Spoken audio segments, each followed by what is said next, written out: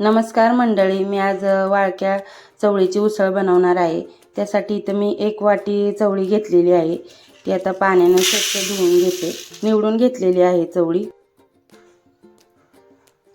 चवळी मी कुकरला 5 ते 6 शिट्ट्या करून घेणार आहे, कमी गॅसवर शिजवून। चवळी शिजतानाच मी मीठ घालणार आहे त्याच्यामध्ये। चवळी शिजते तोपर्यंत चवळीची उसळ बनवण्यासाठी जे साहित्य लागणार आहे त्याची तयारी करून घेते।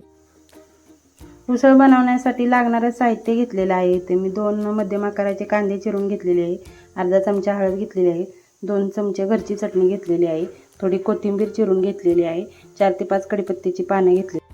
कढई मी आधीच तापत ठेवली होती। आता कांदा घालून घेऊ।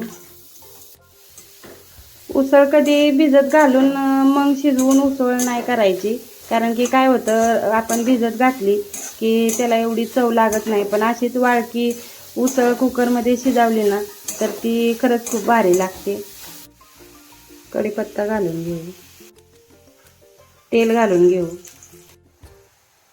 हळद घालून घेऊ, कांदा भाजलेला आहे। आता घरची चटणी घालून घेऊ, शिजवलेली उसळ घालून घेऊ, ज्वारीचं पीठ घालू थोडंसं। 5 मिनिटं चांगली परतून द्यायची उसळीला। वरून चिरलेली कोथिंबीर घालून घेऊ। आपण ही उसळ भाकरी सोबत, चपाती सोबत पण खाऊ शकतो। गरम गरम चवळीची उसळ खाण्यासाठी तयार आहे। व्हिडिओ आवडल्यास लाईक, शेअर, सबस्क्राईब करायला विसरू नका।